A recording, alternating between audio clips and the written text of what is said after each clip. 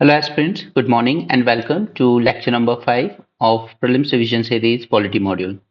तो चलिए आगे बढ़ते हैं हमने लास्ट लेक्चर में काफी सारी चीजें देखी थी। आज हमारे पास फर्स्ट आर्टिकल है about this advocate on record who filed petition liable for wrong statement even if it was drafted by another advocate। यहाँ पे सुप्रीम कोर्ट ने एक टर्म यूज किया है एडवोकेट ऑन रिकॉर्ड। तो इसके बारे में कुछ बेसिक्स जानते हैं आखिर what it means by this. So the concept of advocate on record was introduced by Supreme Court. First thing is कि ये Supreme Court का अपना एक introduce किया हुआ है. It is not something that is mentioned in constitution or under any law. Okay, but ये introduce किया था Supreme Court ने under its power given by constitution under article 145(1), which states that Supreme Court may, okay, not compulsorily, but Supreme Court may from time to time make rules for regulating the practices and procedure in the court. Now, advocate on record is a legal professional who is entitled to represent clients and plead for them in the Supreme Court, right? So जितने भी lawyers हैं उनमें से जिसको ये entitlement दिया जाता है to represent the clients and plead for them in the Supreme Court, उन्हें कहा जाता है advocate on record. It is a specific category of advocates with right of audience in the Supreme Court. And AOR has the exclusive right to file and conduct cases in the Supreme Court. Okay, exclusive, note the word exclusive because इसी के पास वो right होगा कि ये file कर सकता है case, he can conduct the case in the Supreme Court. Second is no advocate other than AOR can appear and plead in any matter unless an AOR instructs him। अगर दूसरा वकील भी सुप्रीम कोर्ट में plead करना चाहता है तो at least उसे ये इंस्ट्रक्शन AOR से ही मिलने चाहिए पहले। Okay, then no other high court in India has similar provision. ये सिर्फ सुप्रीम कोर्ट में ही हमें देखने को मिलता है, ये किसी हाई कोर्ट में देखने को नहीं मिलता है। Okay, so these are some basic facts जो आपको याद होना चाहिए एग्जाम के लिए। देन यहाँ पर सुप्रीम कोर्ट की जो रूल्स हैं 2013, they lay down the requirements to be fulfilled to become an AOR। Now what are the requirements? First is enrol with any state bar council, सभी स्टेट में bar council होते हैं, उनके साथ आपका एनरोलमेंट होना जरूरी है।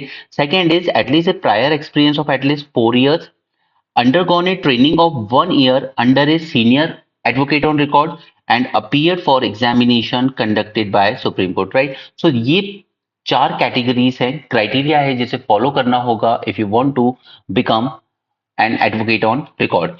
The advocate is required to have an office in Delhi within a radius of 10 miles from the Supreme Court House and give an undertaking to employ a clerk who shall be a registered clerk within 1 month of being registered as an AOR. And once registered, an AOR is issued a unique identification number that must be used on all documents filed in the Supreme Court. Okay, so these are some basic facts जो आपको इसके बारे में पता होना चाहिए। लक्ष्मीकांत में मे भी नहीं होगा। Now, second is what about its roles and responsibilities? So, only an AOR is authorized to file a wakalatnama on behalf of the client in Supreme Court. This is first point. Second, the wakalatnama is crucial document that grants the advocate the authority to represent the client, right? All the procedural aspects need to be completed by AOR with the assistance of the registered clerk, and this includes drafting as well as filing petitions, application, and other legal documents. Any notice or order correspondence by the Supreme Court is sent to the advocate on record.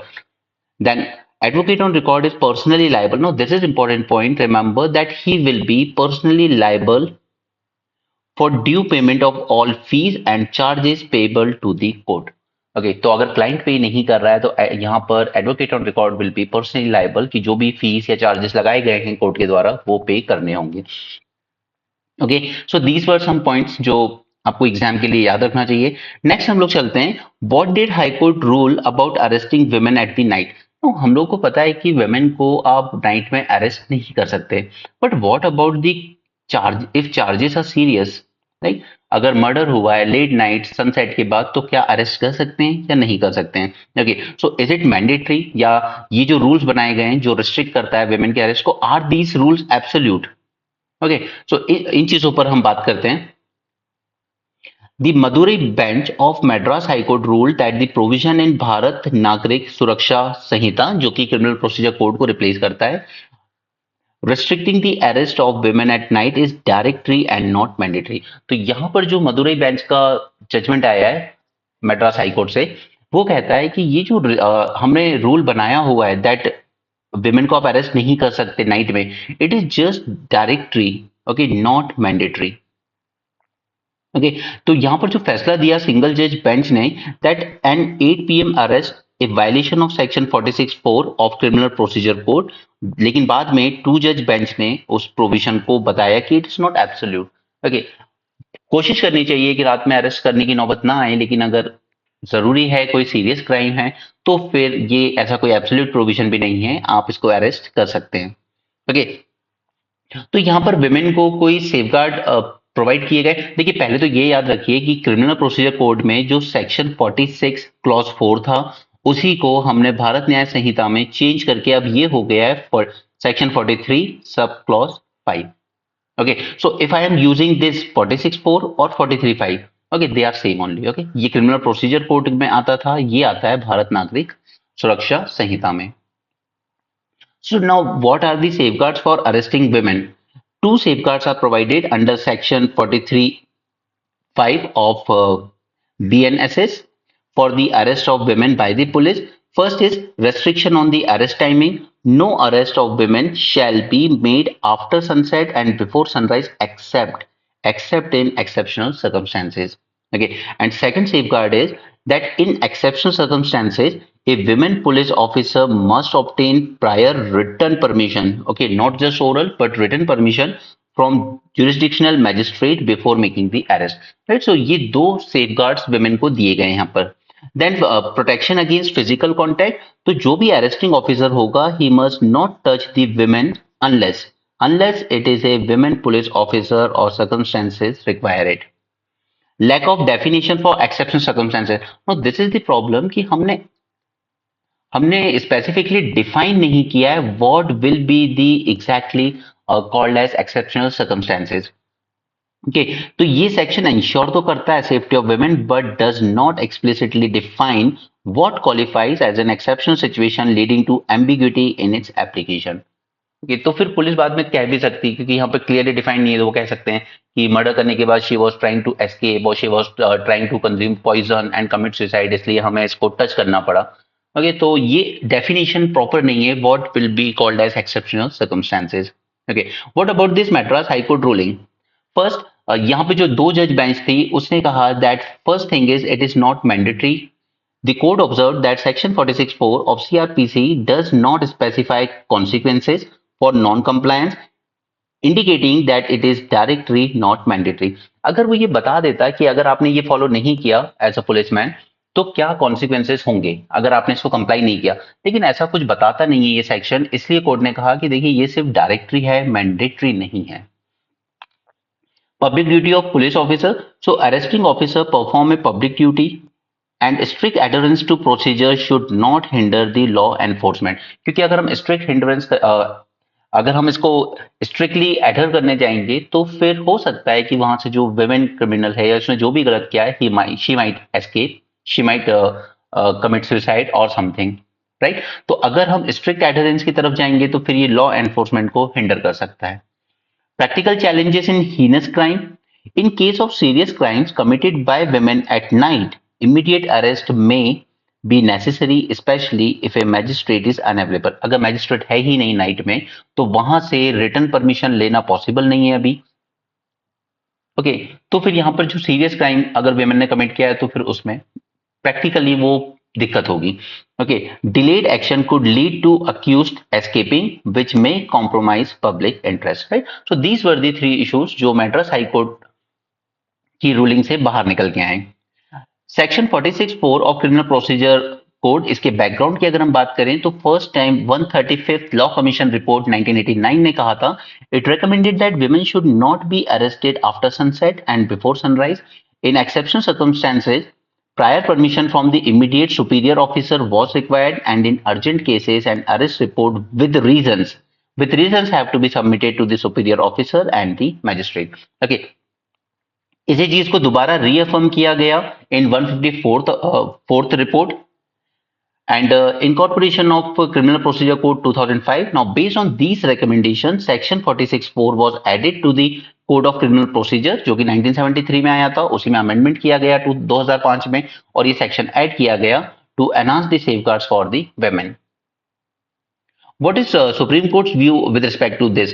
So earlier Nagpur bench of Bombay High Court directed that no women should be detained without a lady constable and never after sunset or before sunrise. And Supreme Court noted that strict adherence to this rule might cause practical difficulties in certain situations. तो Supreme Court का भी यही opinion था that it could be directory but not a mandatory provision. Okay. So now what impact will be there of this Madras High Court ruling?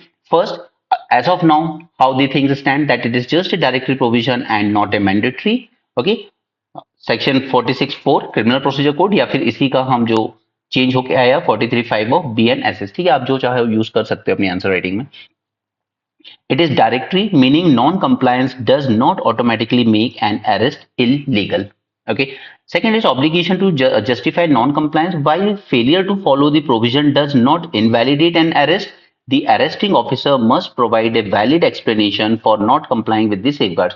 तो फिर arresting officer को properly एक valid reason देना होगा कि हमने क्यों रात में डिटेन किया, क्यों अर्जेंसी थी. Need for clear guidelines, and court directed the police authorities to issue guidelines defining what constitutes the exceptional circumstances to ensure the provision is not misused or ignored. Okay, तो इसमें से कुछ चीजें जो prelims में भी आपके काम आएंगी और मेंस में भी आपकी आंसर राइटिंग में काम आएंगी. नेक्स्ट, हमने जब न्यूज एनालिसिस करते थे तब भी हमने इसकी बात की थी about this Samsung India strike. This put spotlight on powerful Indian labour group. Okay, तो इसके रिस्पेक्ट में जो भी कॉन्स्टिट्यूशनल प्रोविजंस हैं या जो भी लॉज हैं हम उनको देख लेते हैं एक बार. Right to form trade union, constitutional protection. अब इसके रिस्पेक्ट में प्लीज इस चीज को याद रखिएगा, 1989 BR Singh versus union of India case. Okay. Here, Supreme Court upheld the right to form associations or unions as a fundamental right under Article 19(1)(c) of the Constitution. Right? इस case में Supreme court ने कहा था it is a fundamental right to form the association or the unions under Article 19(1)(c). ठीक है? This is first thing, and remember name of this case. Second is, but there are some restrictions under Article 19 Clause 4 that it can only be imposed if public order, morality, sovereignty or integrity of India is at risk, and such restrictions must be logical and not arbitrary. Article 19 का ही Clause 4 हमें बताता है that there are certain restrictions, ठीक है, जो impose की जा सकती है, but arbitrarily नहीं. It should be logical कि public order की वजह से हमने किया है या morality की वजह से किया है या sovereignty and so on. Okay, it's not possible ना कि प्रोस्टिट्यूशन में भी लोग एसोसिएशन बना लें. Okay, that is not possible, right? So in the name of morality we can restrict this power, fundamental right to form association, right? This is the second point.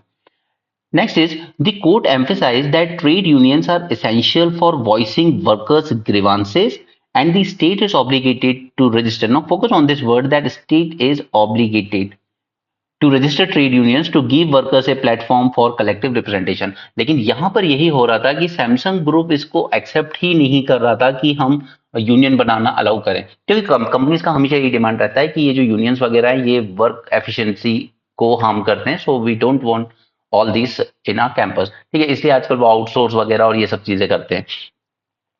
Now registration किसके under में किया जाता है trade unions का? तो registration under trade union act 1926, it grant unions immunity from civil as well as criminal action. Now focus on this point. According to Section 4 of this Act, even 7 members can apply for registration and the registrar must ensure the union rules comply with the Act, that is Trade Union Act 1926. So, तो चलिए ये तो fundamental right हो गया. What about right to strike?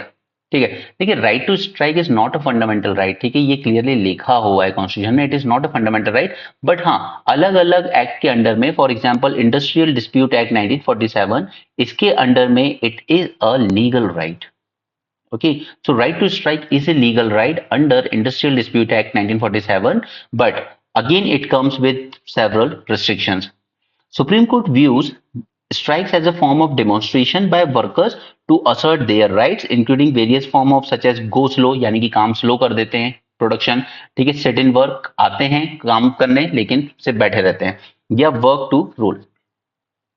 The right to strike is acknowledged by most democratic countries, ठीक है, international labour organisation बना 1927 में, इंडिया उसका एक फाउंडिंग मेंबर भी रहा। However, Industrial Dispute Act 1947 it does not consider the right to strike as an absolute. ठीक है, हमने ऊपर देखा it comes with several restriction. It is not an absolute right. इसी एक्ट में, इंडस्ट्रियल डिस्प्यूट एक्ट में, section 22 it mandates the conditions for a valid strike, such as कि आपको एम्प्लॉयर को नोटिस देना होगा एटलीस्ट 6 वीक का, कि अगर आपने 6 हफ्ते में हमारी ये मांगे नहीं मानी तो हम स्ट्राइक करेंगे। Prohibit strikes during conciliation proceedings, अगर मान लीजिए कि 6 वीक के बीच में हमने कोई कंसिलिएशन के लिए प्रोसीडिंग्स चला रहे हैं, ठीक है, मीटिंग चल रही है बाद में, तो फिर आप अभी स्ट्राइक मत कीजिए, ठीक है। 6 वीक भले ही आपकी वार्निंग खत्म हो गई हो, लेकिन उसके बाद अगर यहाँ पे मीटिंग चल रही है, अभी डेलिब्रेशन चल रहे हैं, तो अभी स्ट्राइक नहीं करेंगे एटलीस्ट, और with in 7 days after such proceedings and. अब अगर ये प्रोसीडिंग्स एंड भी हो गई तो एटलीस्ट 7 डेज बाद स्ट्राइक पे जाइएगा, 7 डेज रुकिए अभी। ओके, तो ये सारी कंडीशंस के साथ आता है आपका ये legal right, that is right to strike. The Supreme Court had ruled that while the right to form association is guaranteed, union must operate within the bounds of industrial law, that is this Industrial Dispute Act. Trade union के under में registration provisions जान लेते हैं। It registered trade union must have at least 10% or the 100 workers, whichever is less, with a minimum of 7 members from the relevant establishment or the industry. ठीक है, कई बार हम लोग देखते हैं ना कि एक ही टाइप की इंडस्ट्री है, सपोज टीचर्स एसोसिएशन है, ठीक है, तो वो सब जगह बिखरा बिखरा है, लेकिन जहां से हो रहा है वहां पे एटलीस्ट 7 मेंबर उसी रेलिवेंट स्टैब्लिशमेंट या इंडस्ट्री से होना चाहिए, ठीक है। ऐसा नहीं कि आपने बाकी दूसरे फील्ड के लोगों को भी ले लिया और कह रहे हो कि ये टीचर एसोसिएशन, ऐसा नहीं, ठीक है। At least 7 member should be from that establishment और industry, and exemption from forming trade unions. So there are certain organizations that are exempted from forming trade unions to ensure the operational efficiency.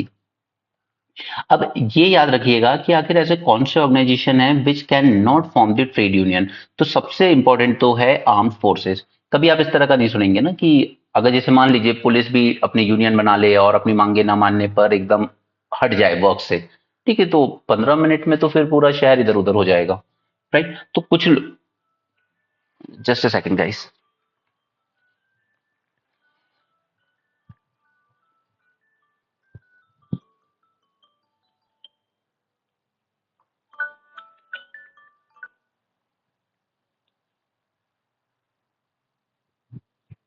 sorry for the disturbance. All right, armed forces, the employees of Indian armed forces under Navy, Air and army act, they are not eligible to form the trade union. देखिए यहाँ पे employees की बात हो रही है, तो सिर्फ ऑफिसर या सोल्जर्स की बात नहीं हो रही, एम्प्लॉयज यानी उनके अंडर में भी जो काम करते हैं, जैसे cleaner, gardener, okay, then barber, all these type of, इनको भी अलाउ नहीं होता है कि ये यूनियन बना सकें, okay, because this is govern by armed forces act 1950 which restricts the formation of trade unions within the armed forces. Okay, उसी तरीके से police and law enforcement agencies, police forces restriction of rights act 1966 prohibit non gazetted police employees. देखिए आप generally IPS level पे association वगैरह देखते होंगे, लेकिन लोअर रैंक पे जब हम बात करते हैं तो it prohibit the non gazetted police employees below the rank of inspector from forming any kind of union और ग्रुप। कांस्टेबल लेवल पर या एसआई लेवल पर आप इस तरह की यूनियन नहीं देखते हैं। अब यहाँ पर जब ये इशू चल रहा था तो जो वर्कर यूनियंस थे उन्होंने डिमांड किया था कि आप इंडियन लेबर कॉन्फ्रेंस दोबारा स्टार्ट कीजिए, पहले हुआ करती थी। तो यहाँ पे क्या होता है, ये एक्चुअली एक ट्राइपेटाइट कंसल्टेटिव कमिटी होती है under ministry of labour and employment. So here first is central trade union organisation जो वर्कर्स को रिप्रेजेंट करता है, सेंट्रल ऑर्गेनाइजेशन ऑफ एम्प्लॉयर्स जो एम्प्लॉयर्स को रिप्रेजेंट कर रहा है, और साथ में थर्ड होते थे government representative from ministry of labour, employment, state government, union territory या रेलेवेंट सेंट्रल मिनिस्ट्री डिपार्टमेंट। एक ट्राइपार्टाइट मीटिंग होती थी और वो एडवाइस करती थी गवर्नमेंट को on the issues concerning the working class. The first meeting of the Indian labour conference, पहले इसको ट्राइपार्टाइट नेशनल लेबर कॉन्फ्रेंस कहा जाता था, पहली मीटिंग हुई थी 1942 में। ओके, 4 लेबर कोड्स आए, तो ये मैं ऑलरेडी आपको मेंस 450 प्लस में पूरा डिटेल में पढ़ा चुका हूं, सो इसे आप डायरेक्टली यहाँ पे पीडीएफ से पढ़ लीजिएगा। कोड ऑफ वेजेस है तो ये मिनिमम वेजेस की बात करता है, टाइमली पेमेंट की बात करता है। अगर आप मंथली सैलरी एम्प्लॉइज हैं तो आपकी सैलरी जो भी है वो 7th of the next month deposit हो जानी चाहिए। जैसे आपकी मार्च की सैलरी है तो एट मैक्स एम्प्लॉयर इसको सिर्फ 7 अप्रैल तक डिले कर सकता है, उससे ज्यादा नहीं। इतने दिन में आपको पे कर देना चाहिए, ठीक है। अगर आप वीकली लेवल पे काम कर रहे हो तो वीक के एंड तक पे हो जाना चाहिए, और अगर डेली वेज अर्नर हो तो सेम डे पेमेंट हो जाना चाहिए। ये सारी बातें यहाँ पर लिखी गई हैं under code of wages. Industrial relation act तो यही एक फ्रेमवर्क देता है to form the trade unions to reduce the friction between employer and worker and settlement process and all those things, ठीक है। तो ये industrial relation code, code on social security, ये कवर करता है सेल्फ एम्प्लॉयड लोगों को भी, home based wage and migrant workers को भी अनऑर्गेनाइज सेक्टर में, एंड गिग वर्कर्स को भी under it social security schemes such as life and disability insurance etcetera. Okay, तो ये किस किस को कवर कर रहा है ये ध्यान दे लीजिएगा। Then occupational safety health and working condition code 2020, so जैसा नाम से क्लियर है, it talks about their health safety and welfare. Okay, now ये कोड एप्लीकेबल कहां पर है, तो ऐसी फैक्ट्रीज जहां पर 20 या उससे ज्यादा वर्कर्स काम कर रहे हों और साथ में पावर का भी यूज हो रहा हो, या फिर फैक्ट्रीज जहां पे 40 एंड मोर वर्कर्स काम कर रहे हो बट पावर का यूज नहीं हो रहा हो। ओके, तो ये इन पर एप्लीकेबल होता है, क्योंकि यहां पर अगर हम पावर यूज कर रहे हैं और 20 से कम लोग हैं तो फिर वहां पर ये एप्लीकेबल नहीं होंगे, ठीक है। उसी तरीके से यहाँ पे सपोज अगर 39 वर्कर्स हैं बिना पावर के तो भी ये एप्लीकेबल नहीं होगा। Okay, not all private properties can be use by state community. अब ये हम लोग देख लेते हैं, क्योंकि राइट टू प्रॉपर्टी तो बहुत ही कंट्रोवर्शियल रहा है, शुरू से कंट्रोवर्शियल रहा है, सिर्फ आज से ही नहीं। Okay, so right to property यहाँ पे हम लोग बेसिक भी जान लेंगे जितना हुआ है आज तक इसमें। Initially fundamental right under article 19(1)(f and article 31, ठीक है, ये फंडामेंटल राइट हुआ करता था। फिर 1978 में 44th कॉन्स्टिट्यूशन अमेंडमेंट के अंडर में हमने इसको हटा दिया यहाँ से, और हमने क्या कर दिया, इसको रिप्लेस कर दिया under this article 300A। So as of now what is the status कि ये फंडामेंटल राइट नहीं है, ठीक है, it is just a legal and constitutional right, right, it is not a fundamental right any more, right to property. So ये जो article 19(1)(f हुआ करता था, it guarantee to every citizen the right to acquire, hold and dispose of property. और article 31 जो था, it guarantee to every person, चाहे citizen हो या नॉन सिटीजन हो, right against deprivation of his और हर प्रॉपर्टी।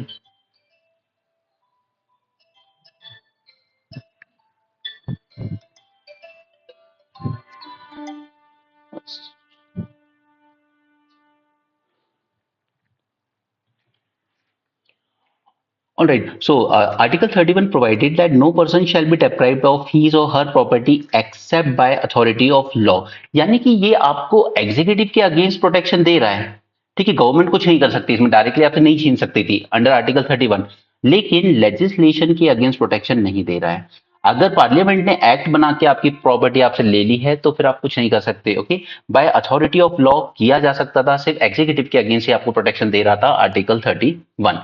ओके, लेकिन साथ में इसमें दो कंडीशन लगा दी थी, that state can acquire but on two condition, that is the property will be use for public purpose and there will be payment of compensation that is amount to the owner. अब ये compensation word है ना, इसको amount से replace किया गया आगे चल के, इसका क्या सिग्निफिकेंस था अभी हम जानेंगे। तो अभी हम लोगों ने दो चीजें जान ली, 19(1)(f and article 31। What about this article 39B? देखिए यहाँ पे डीपीएसपी के अंडर में स्टेट को ये भी जिम्मेदारी दी गई, क्योंकि जब हम आजाद हुए थे तो एक तरफ वो लोग थे जमींदार जिनके पास हजारों एकड़ जमीन थी, बट मेजोरिटी पॉपुलेशन ऐसी थी जिसके पास कोई लैंड नहीं था। तो ये तो श्योर था कि हमें डिस्ट्रीब्यूशन ऑफ लैंड करना तो पड़ेगा। ओके, ब्रिटिशर्स पॉलिसी इसने हमारे इस पूरे सिस्टम को फ्लॉड बना दिया था, हद से ज्यादा लैंड इनइक्वालिटी थी।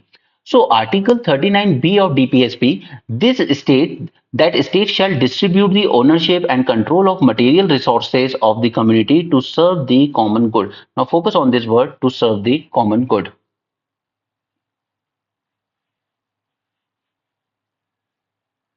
Okay, now under Article 39C, अब 39B B ने हमसे क्या कहा, that there should be distribution of material resources, क्योंकि जब तक हमारे पास रिसोर्सेज नहीं होंगे हम क्या कर लेंगे, ठीक है। हम कोई काम नहीं कर सकते लाइफ में जब तक हमारे पास रिसोर्सेज ना हो। हम उस टाइम के सिनेरियो इमेजिन कर रहे हैं, ठीक है, इंडिया का, जब हम आजाद हुए थे, ना एजुकेशन है ना कोई सर्विस सेक्टर है, कुछ नहीं है, जो था एग्रीकल्चर लैंड ही था सब कुछ। आर्टिकल 39C ये बात करता है that there should be prevention of concentration of wealth. तो यहाँ पर पार्ट 3 है जो गारंटी दे रहा है आपको कि आपकी प्रॉपर्टी बिल्कुल नहीं ली जाएगी, ठीक है, but at the same time state पर यह भी ऑब्लिगेशन लगाया जा रहा है कि आप मटेरियल रिसोर्सेज को डिस्ट्रीब्यूट भी कीजिए और कंसंट्रेशन ऑफ वेल्थ को रोकिए, ठीक है। तो दोनों ही कहीं ना कहीं एक दूसरे के कंफ्लिक्ट में आ रहे थे। So as of now what is the status कि 31 19(1)(f एंड आर्टिकल 31 ये लीगल राइट बना दिए गए bye 44th amendment 1978 and article 300A में इसको शिफ्ट कर दिया गया the right to property. Okay, so now it is just a legal right or you can say constitutional right but not a fundamental right. Okay, so what this article 300A talks about, it says that no person shall be deprived of their property except by authority of law। यहां पर भी ये वही कह रहा है कि executive action के अगेंस्ट तो आपको प्रोटेक्ट किया जाएगा, लेकिन अगर लॉ इनेक्ट करके आपको डिप्राइव किया जाए आपकी प्रॉपर्टी से तो वो अभी भी अलाउ है। It is now a legal right और the constitutional right but no longer a fundamental right, कि फंडामेंटल राइट को लेना इतना आसान नहीं होता है। So it is not a part of basic structure of the constitution. अब ये बेसिक स्ट्रक्चर का ही पार्ट नहीं रहा, पहले अंडर आर्टिकल 19 ये बेसिक स्ट्रक्चर का पार्ट हो जाता था, इसलिए बार बार चैलेंज होता था सुप्रीम कोर्ट में। So what are the implications of right to property as a legal right? Implications are that it can now be curtailed, it can be regulated, abridged or modified without constitutional amendment। पहले constitution amendment करना पड़ता था, जैसा नेहरू जी के time हमने देखा। Okay, ये एक ऑर्डिनरी लॉ पास करके पार्लियामेंट से, जैसे लैंड एक्विजिशन एक्ट 2013 आया, ये चीज की जा सकती थी। It protects the private property against executive action but not against the legislative action and if violated aggrieved person can not directly move to Supreme Court. पहले अगर उसका राइट टू प्रॉपर्टी वायलेट होता था तो वो फंडामेंटल राइट था, तो आप सीधे कहां जा सकते थे? सुप्रीम कोर्ट, ठीक है, अंडर आर्टिकल 32। लेकिन अब अगर वो वायलेट होता है तो आप सुप्रीम कोर्ट नहीं जा सकते, आप ज्यादा से ज्यादा हाई कोर्ट ही जा सकते हो under article 226। There is no guarantee right to compensation if the private property is acquired or acquisition by the state। अब यहाँ पे अंडर द एक्ट सुप्रीम जो बनाया पार्लियामेंट ने उसने प्रोविजन रखा कि हम कुछ अमाउंट देंगे, लेकिन ऐसा कोई गारंटीड राइट नहीं है कि मुझे कंपेंसेशन दिया ही जाएगा, जैसा पार्लियामेंट लॉ पास कर ले वैसा हो जाएगा। Okay, but what are the exceptions to right to compensation?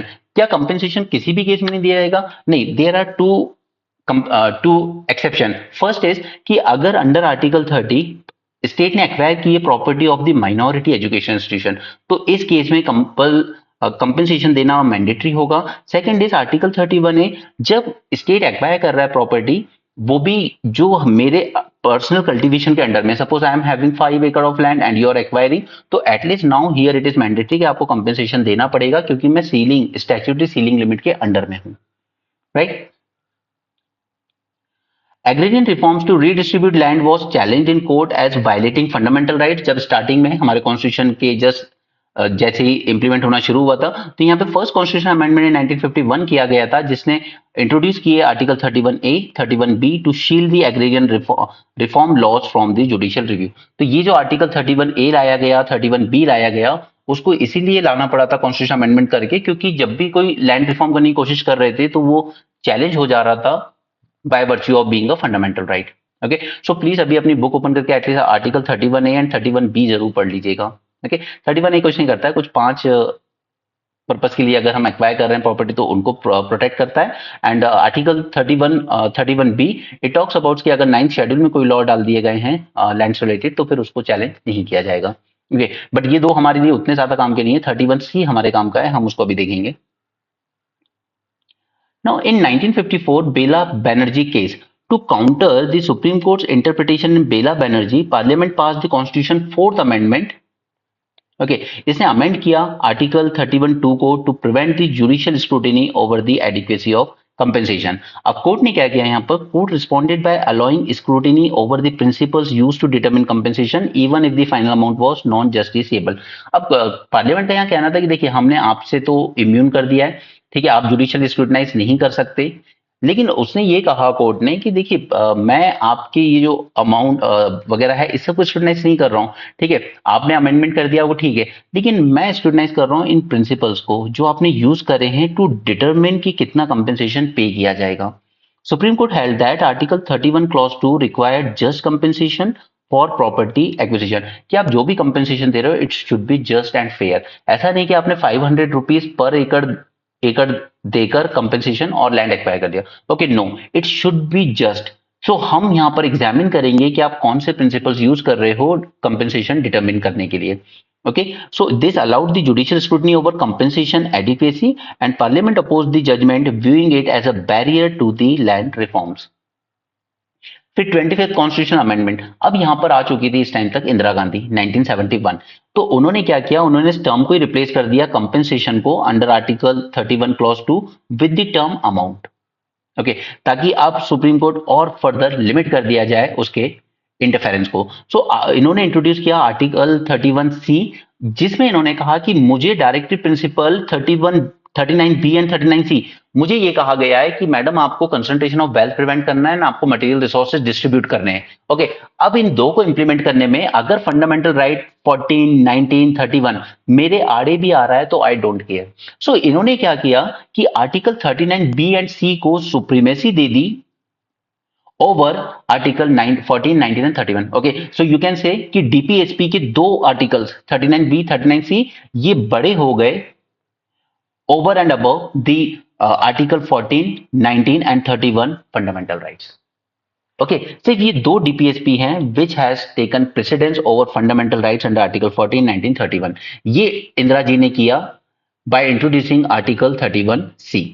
Okay, फिर केशवानंद भारती केस आता है 1973 में. Supreme Court upheld the 25th amendment, ये जो किया गया था यहां पर, but ruled that the courts could review the principles used in determining compensation despite the term change to amount. भले ही आपने कंपेंसेशन वर्ड चेंज करके अमाउंट लिख दिया हो, लेकिन हम फिर भी रिव्यू कर सकते हैं आपने जो भी प्रिंसिपल यूज करे होंगे इस अमाउंट को डिटरमिन करने में. ओके, और इंदिरा जी अभी भी गिव अप करने को तैयार नहीं थी. सो 25th अमेंडमेंट के बाद she came up with 39th amendment and 42nd amendment. इसने क्या किया, it expanded the article 39B scope. अब 39B में इसमें 31B का जो स्कोप था 9th शेड्यूल वाला, कि अगर हमने कोई लॉ 9th शेड्यूल में डाल दिया तो उसमें सुप्रीम कोर्ट इंटरफेयर नहीं करेगा. तो इन्होंने और भी लॉज इसमें फिट कर दिए 9th शेड्यूल में कि ये बियॉन्ड हो गया है अब जुडिशियल रिव्यू के. यानी कोई भी एक्ट वो अमेंडमेंट वो पास करती थी 9th शेड्यूल में ऐड करवा देती थी और फिर जुडिशियल रिव्यू से वो बच जाता था. ओके, और 31B के साथ साथ इन्होंने 31C को और ज्यादा स्ट्रेंथन किया. इन्होंने कहा कि डीपीएसपी में ना सिर्फ 39B एंड 39C बल्कि सारे डीपीएसपी, सभी डीपीएसपी प्रेसिडेंस लेंगे ओवर द फंडामेंटल राइट्स. ठीक है, तो इन्होंने आर्टिकल 31C को और ज्यादा स्ट्रेंथन करने की कोशिश की, डीपीएसपी को फंडामेंटल राइट्स के ऊपर प्रेसिडेंस देने की कोशिश की. लेकिन सुप्रीम कोर्ट ने मिनर्वा मिल केस 1980 में इसको गिरा दिया. ठीक है, सुप्रीम कोर्ट का कहना था नो, हमने सिर्फ आपको 39B एंड 39C को प्रेसिडेंस दिया है ओवर द फंडामेंटल राइट्स, बाकी के डीपीएसपी को प्रेसिडेंस नहीं दिया जाएगा. ओके, उसी तरीके से एक और चीज निकल के आती है, this Iyer doctrine. Now what is this? ये था with respect to privately owned property as a material resource for public good. This was first introduced by justice Krishna Iyer 1977 dissent in Ranganath Reddy versus state of Karnataka. तो यहाँ पे इन्होंने डिफाइन किया that material resource broadly to include all national wealth, चाहे वो private हो या public हो. इनका ये कहना था कि देखिए अंडर अय्यर डॉक्ट्रिन जितनी भी मटेरियल रिसोर्स है देश में, चाहे वो प्राइवेट हो या पब्लिक हो, वो सबके सब नेशनल वेल्थ ही कहलाएंगे, क्योंकि वो सब मटेरियल रिसोर्स की डेफिनेशन में ही आएगा यहाँ पर. सो अयर्स इंटरप्रिटेशन वो subsequently applied in landmark cases such as Sanjeev Coke Manufacturing या Mafatlal Industries which necessitated a larger bench review. तो अब यहाँ पर ये जो संजीव कोक मैन्युफैक्चरिंग केस आया versus Bharat Cooking Coal, it upheld the nationalisation of coke plants. Mafatlal Industries versus Union of India 1996, it reiterated the broad interpretation favoring the state control. तो कहीं ना कहीं जो अय्यर डॉक्ट्रिन ने कहा कि सारे मटेरियल रिसोर्सेज ही हैं वो देश के, चाहे वो आपकी प्राइवेट प्रॉपर्टी हो या पब्लिक प्रॉपर्टी हो. ठीक है, अब इतना कुछ हो चुका था कि government was somehow fed up with all this. तो 44th कॉन्स्टिट्यूशन अमेंडमेंट में इन्होंने क्या किया, इन्होंने राइट टू प्रॉपर्टी ही अबॉलिश कर दिया as a fundamental right. Okay, उन्होंने ये दोनों आर्टिकल ही खत्म कर दिए. It introduce article 300A making the right to property just a legal right. Alright, now अब ये जो लेटेस्ट केस आया है इसमें क्या हुआ है, सो यहां पर on 5th November 2024 a 9 judge constitution bench of Supreme Court ruled that Not all resources owned by private entities can be considered as a material resource of the community for government use to serve the common good. अब कहीं ना कहीं जो Iyer doctrine थी उसको reverse कर दिया गया on 5th November 2024 that not all resources owned by private entities can be considered as material resource. जबकि अय्यर डॉक्ट्रिन ने क्या कहा था कि चाहे प्राइवेट प्रॉपर्टी हो पब्लिक प्रॉपर्टी हो वो सब मटेरियल रिसोर्स ही कहलाएंगे.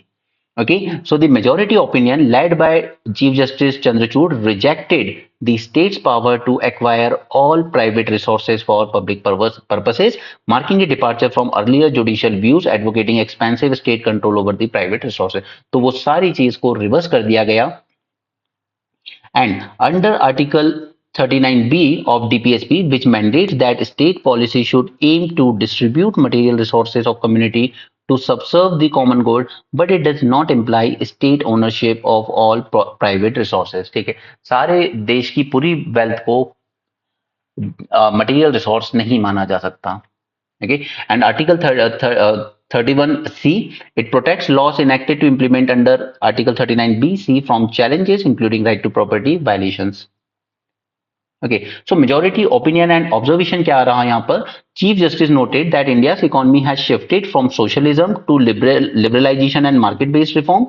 So he highlighted the shift from exclusive state control of resources to the coexistence of public as well as private investment. ठीक है, वो जजमेंट उस टाइम ठीक था जब हम सोशलिज्म को ही पूरी तरीके से फॉलो कर रहे थे, बट एक मार्केट बेस्ड इकोनॉमी में ये पॉसिबल नहीं है. So the interpretation by justice Iyer which allowed state control of any private property as a material resource was rejected. Clear? तो यहाँ पे जो जजमेंट निकल के आया that state can not acquire property without proper procedure. कि यहाँ पे सुप्रीम कोर्ट जो भी एग्जामिन करता है ना वो प्रोसीजर के रिस्पेक्ट में ही करता है. और यहाँ पे supreme court rule that compulsory acquisition, जैसे अगर हमें हाई स्पीड बुलेट ट्रेन चलानी है तो कंपलसरी एक्विजिशन वहां पे करना ही पड़ेगा, रूट जो भी होगा. Compulsory acquisition of private property by state must follow mandatory procedures, otherwise it is unconstitutional even if compensation is provided. Just because compensation दे दिया है आपने डजंट मीन कि अब आप कैसे भी करेंगे. नो, एटलीस्ट फॉलो ए प्रॉपर मैंडेटरी प्रोसीजर जो भी एक्ट के अंडर में लिखा गया है, land acquisition act 2013. The judgment stated that possessing the power of eminent domain alone does not justify compulsory acquisition. It must be coupled with adherence to due process. Okay, so Article 300A, right to property is recognized as a constitutional right. या आप इसको human right भी कह सकते हैं, legal right भी कह सकते हैं. Okay, now under this ये जो Article 300A है, ठीक है, इसमें एक टर्म आता है that is authority of law. So the term authority of law in article 300A requires adherence to legal procedure. Okay, कि जो भी लीगल प्रोसीजर होगा उसे फॉलो करना होगा before depriving a person of the property and not just a law empowering the acquisition. ये नहीं कि हमने बस जो लॉ बना दिया है तो हम एक्वायर करते फिरेंगे, नहीं. At least follow A proper legal procedure. The state must fulfill procedural requirements as procedure is an essential aspect of authority of law, and the court in Kolkata Municipal Corporation case 2024 outlined 7 procedural right to protect citizen property right. अब ये 7 procedure क्या बताया supreme court ने यहाँ पर in this Kolkata municipal corporation. First is आपको notice देना होगा जिसकी प्रॉपर्टी आप एक्वायर कर रहे हो उसको, and he will be given the right to heard. He will be given right to reasoned decision and public purpose requirement बताइए उसको, right to fair compensation and duty to expedite process and right to conclusion of proceeding. ठीक है, ये 7 safeguards introduce किए गए यहाँ पर. Okay, so that's it for this session. Thanks for joining. Have a great day and keep learning.